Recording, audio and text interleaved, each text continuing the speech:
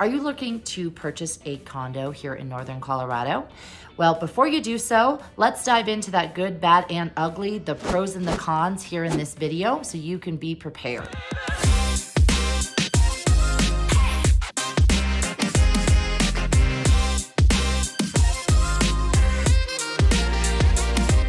If this is your very first time to the channel, welcome. I'm here to be your guide to all things Northern Colorado and cover all of its vibrant communities.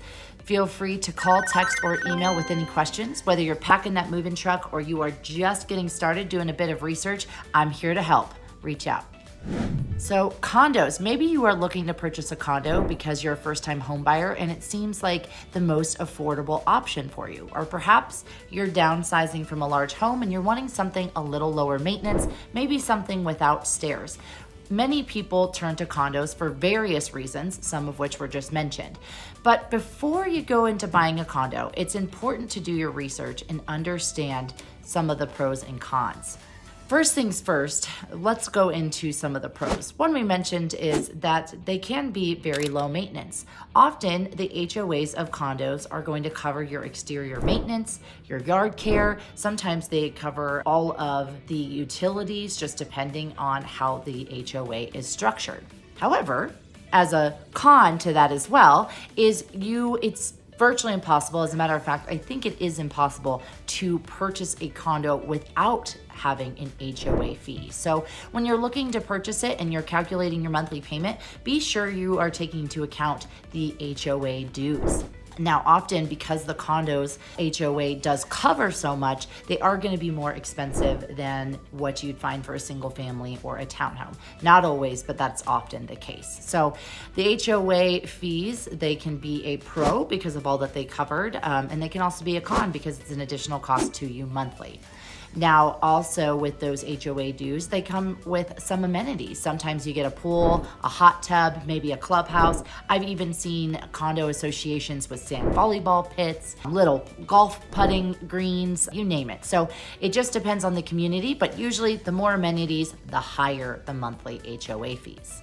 Another pro to purchasing a condo is they are usually less expensive than a single family home or townhome. So if you're looking to get into a home first time or reduce your payments and you're looking to find something that's more affordable, condos tend to be cheaper.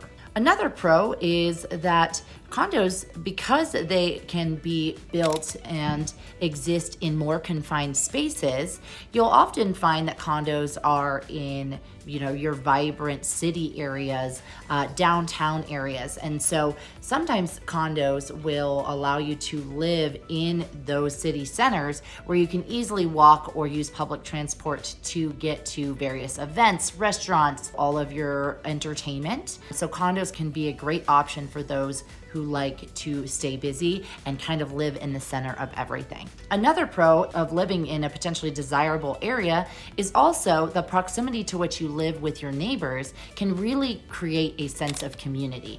You're usually walking past your neighbor's front door. They see you coming and going from work and to go get groceries. So you get to know one another. And there are some condo communities that also facilitate that neighborly activity. So, whether it's an ice cream social or you're all getting together to do some kind of community garden or a happy hour, you can usually find that kind of living in condo communities. In addition to the community that condo living can bring, you also can enjoy a more lock and leave lifestyle. Because you don't have yard maintenance and you usually aren't responsible for cleaning gutters and replacing roofs and handling the exterior paint. You usually don't have to worry about shoveling snow. So all of those benefits allow you to live kind of more of a lock and leave lifestyle, which can further aid to that lifestyle of living in the city centers and just kind of getting to go out and enjoy those areas without the maintenance that you would get with a single family home and sometimes a townhome. You can also get a lot of diversity in condo living. So whether that's, you're able to get a studio or a 1-bedroom, maybe all the way up to a 3-bedroom, you can have very small, spaces for condos, and it can range all the way up to living like a single family home. It just depends on the building and the type of condo, but it does allow you to have that flexibility. Whereas you really can't find a house that's just one bedroom, at least not as easily, and not as affordably. There's also the investment benefit of a condo. Now, be sure to check your HOA documents because not all condos allow you to convert them to a rental in the future. But if you are hoping to convert it into a rental, it can be a great option for residual income to build wealth and to begin your rental investment portfolio. So condos can be a great option for that, help you move up into a bigger purchase and keep receiving income through rent. So now that we've covered a majority of the pros, let's dive into some of the cons of condo living. So we mentioned the HOA as both a pro and a con. And then there's also the fact that you could potentially get hit with what's called a special assessment. So what a special assessment is if the dues that the HOA has been collecting and saving and the reserves are too low for a project. So say there is a massive hailstorm and the roofs get damaged and they need to be able to pay the insurance deductible and they don't have enough in reserves to cover that.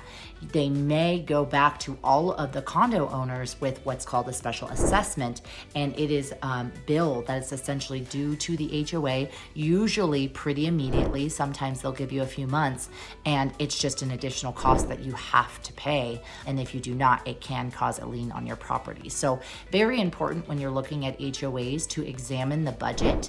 Here in Colorado, within the contract to purchase, there is an opportunity to review all HOA documents, which include the budget. And those are things that you should be looking at if you are looking to purchase a condo, and your agent should be sure to help you with that as well, in terms of pointing that out and ensuring that you are aware of the budget.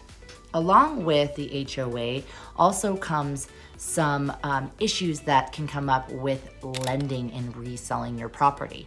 Now, if the HOA is not aware of Fannie and Freddie Mac guidelines, so those are the major mortgage backers, they're government-based mortgage backers for mortgage loans, and they do have very specific requirements as it pertains to condos. And a lot of times the HOA managers and the board, sometimes it consists of homeowners, they're not aware of those guidelines. So they might be slightly underinsured, or they don't have enough reserves per the guidelines. And this can cause issues with reselling the property if somebody is looking to finance it with a conventional or an FHA loan. If there are issues with underwriting and those guidelines, then you might be only able to sell to cash investors or to very specific loan types, and a very few lenders can do that, which limits your buyer pool. So that's another thing to heavily research when you are looking into a condo purchase. Another potential con for a condo is limited privacy.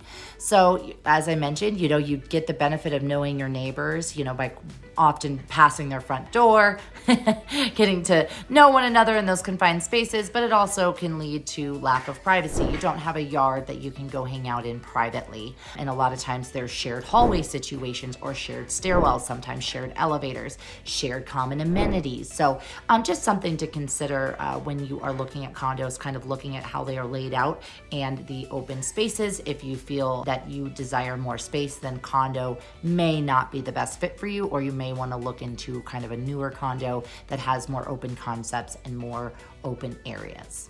And a last con to condos is the lack of control. So as we mentioned several times, HOAs, some of the pros and the major cons of condos relate to HOAs. That includes lack of control. There are going to be covenants and restrictions on how you can utilize your property, utilize the outdoor spaces. Sometimes, often condos don't allow you to have outdoor grills because of the insurance. As a matter of fact, I know insurances just across the board are going up, and so anything to kind of limit liabilities and decrease costs usually result in more rules for the owners, and that can include having a grill even if you have your own patio. A majority of the condo complexes, the older condo complexes in Fort Collins, actually restrict the size of pets that you can have. So specifically dogs, I know the ones that have shared enclosed hallways restrict dogs up to 25 pounds. So you can only have a very small dog. So it's very important if you are shopping for condos and you have pets